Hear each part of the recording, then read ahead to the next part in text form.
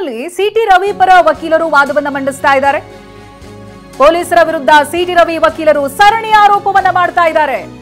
ನ್ಯಾಯಾಧೀಶರ ಮುಂದೆ ಸಾಲು ಸಾಲು ಆರೋಪ ಸಿಟಿ ರವಿ ಪರ ವಕೀಲರು ಮಾಡ್ತಾ ಇದ್ದಾರೆ. ರವಿಯನ್ನ ಅರೆಸ್ಟ್ ಮಾಡಿರೋದೇ ನಿಯಮ ಬಾಹಿರ ಅಂತ ಹೇಳ್ತಾ ಇದ್ದಾರೆ. ಕೇವಲ ನಿಯಮ ಬಾಹಿರ ಮಾತ್ರ ಅಲ್ಲ, ಅಕ್ರಮ ಕೂಡ ಹೌದು.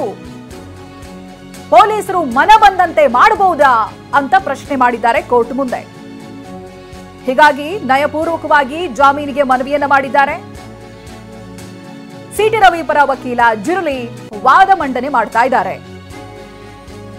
ರವಿ ಇಸ್ ಅಂಡರ್ ಪ್ರೆಷರ್ ಅಂತ ವಕೀಲ ಹೇಳ್ತಾ ಇದ್ದಾರೆ. ರವಿ ಅವರನ್ನ ಬೆಳಗ್ಗೆ ನೋಡಿದಾಗ ನಡುಕ್ತಾ ಇದ್ರು. ಆರೋಪ ಸಾಬೀತಾಗೋ ಮುನ್ನ ಹೀಗೆ ವರ್ತಿಸ್ತಾರಾ ಅನ್ನೋದು ಜಿರಲಿ ಅವರ ಪ್ರಶ್ನೆ. 302 ಅಡಿ ಅಪರಾಧಿಯನ್ನ ಹೀಗೆ ಟ್ರೀಟ್ ಮಾಡೋದಿಲ್ಲ. ರವಿ ಜೀವಕ್ಕೆ ಅಪಾಯ ಇತ್ತು ಅಂತ ವಾದ ಮಂಡಿಸ್ತಾ ಇದ್ದಾರೆ. ಸಿಟಿ ರವಿ ಪರ ವಕೀಲರು ನಡುಕ್ತಾ ಇದ್ರು ಅವರು ಕೋರ್ಟ್ ಹಾಲ್ಗೆ ಬರಬೇಕಾದ್ರೆ ಅಂತ ಹೇಳ್ತಾ ಇದ್ರು. ಅವರು ಯಾವ ರೀತಿಯಾಗಿ ನಡೆಸ್ಕೊಂಡಿದ್ದಾರೆ, ಹಾಗೆ ನಡೆಸ್ಕೊಳ್ಳೋ ಹಾಗೆ ಇಲ್ಲ. ಒಬ್ಬ ವ್ಯಕ್ತಿಯನ್ನ ಸರಿಯಾಗಿ ಊಟ ಕೊಟ್ಟಿಲ್ಲ, ನಿದ್ರೆ ಇಲ್ಲ, ನಡುಕ್ತಾ ಇದ್ರು ಅವರು ಕೋರ್ಟ್ ಹಾಲ್ಗೆ ಬರಬೇಕಾದ್ರೆ. ಅದ್ರ ಮೇಲೆ ಹಲ್ಲೆ ನಡೆದಿದೆ. ಸೊ ಇವೆಲ್ಲವನ್ನ ಪರಿಗಣಿಸಿ ಅವರಿಗೆ ಜಾಮೀನನ್ನ ಕೊಡಬೇಕು. ನಾವೇನು ಸರ್ವಾಧಿಕಾರದಲ್ಲಿದ್ದೀವ, ಕಾನೂನನ್ನೇ ಕೈಗೆತ್ಕೊಳ್ಳಲಾಗಿದೆ ಇಲ್ಲಿ ಸಿಟಿ ರವಿ ಅವರ ವಿಚಾರದಲ್ಲಿ.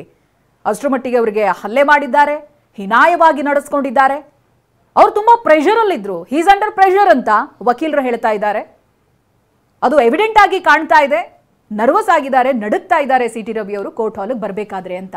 ಆಗ್ಲೇ ಜಿರ್ಲಿ ಅವರೊಂದು ಮಾತನ್ನ ಹೇಳಿದ್ರು. ಸೆಕ್ಷನ್ 41 ಅಂತಂದ್ರೆ ಸೆಕ್ಷನ್ 41 ಪ್ರಕಾರ ಅರೆಸ್ಟ್ ವಾರೆಂಟ್ ಇಲ್ದೇನೆ ಅರೆಸ್ಟ್ ಮಾಡಬಹುದು. ಆದ್ರೆ ಅದು ಕಾಗ್ನಿಸೇಬಲ್ ಅಫೆನ್ಸ್ ಆಗಿರಬೇಕು.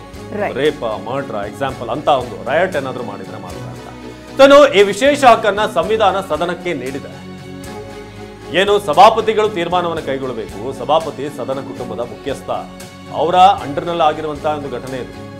ಈ ವಿಚಾರ ಸಹ ಸಭಾಪತಿಗಳ ವ್ಯಾಪ್ತಿಯ ವಿಷಯ.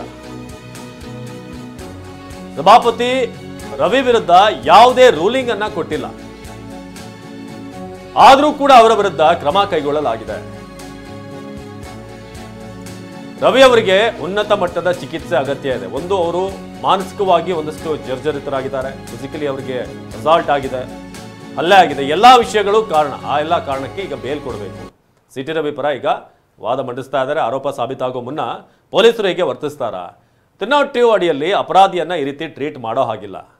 ಸೊ 302 ಪ್ರಕಾರ ಅಪರಾಧಿಯನ್ನ ಟ್ರೀಟ್ ಮಾಡೋ ಹಾಗಿಲ್ಲ. ರವಿ ಪರ ವಕೀಲರು ಜಿರ್ಲಿ ಅವರು ವಾದ ಮಾಡ್ತಾ ಇದ್ದಾರೆ. ಸೊ ಆಗ್ಲೇ ನಾವು ಹೇಳ್ತಾ ಇದ್ವಿ, ಅರೆಸ್ಟ್ ಮಾಡಬೇಕಾದ್ರೆ ಒಂದ್ ವೇಳೆ ಕಾಗ್ನಿಸೇಬಲ್ ಅಫೆನ್ಸ್ ಆಗಿದ್ರೆ ಮಾತ್ರ, ಅಂದ್ರೆ ಸೀರಿಯಸ್ ಕ್ರೈಮ್ ಆಗಿದ್ದಾಗ ಮಾತ್ರ ಪೊಲೀಸರು ವಿತೌಟ್ ಅರೆಸ್ಟ್ ವಾರೆಂಟ್ ಅರೆಸ್ಟ್ ಮಾಡಬಹುದು. ಮ್ಯಾಜಿಸ್ಟ್ರೇಟ್ ಅವರ ಒಂದು ಸೂಚನೆ ಇಲ್ಲದೆ ಮಾಡಬಹುದು. ಆದ್ರೆ ಇಲ್ಲಿ ಆಗಿರುವಂಥ ಅಫೆನ್ಸ್ ಏನು ಅಂತ ಸೀರಿಯಸ್ ಕ್ರೈಮ್ ಅಲ್ವಲ್ಲ. ಅಂಥದ್ದೇನಾದರೂ ಇದ್ರೂ ಕೂಡ ಅದನ್ನ ಅರೆಸ್ಟ್ ಮಾಡೋದಕ್ಕೆ ಪೂರ್ವಾನುಮತಿ ಬೇಕಾಗುತ್ತೆ. ಆದರೆ ಏನೂ ಕೂಡ ಕಾರಣವೇ ಇಲ್ಲದೆ, ವಾರಂಟ್ ಇಲ್ಲದೆ ಅಲ್ಲಿ ಸೆಕ್ಷನ್ 41 ಏನಿದೆ ಅದನ್ನು ಉಲ್ಲಂಘಿಸಿದ್ದಾರೆ ಇವರು. ಇದನ್ನ ಹೇಳಿದ್ರು. ಜೊತೆಗೆ ಆರೋಪ ಸಾಬೀತಾಗುವ ಮುನ್ನ ಪೊಲೀಸರು ಹೇಗೆ ವರ್ತಿಸ್ತಾರೆ, ಹೀಗೆ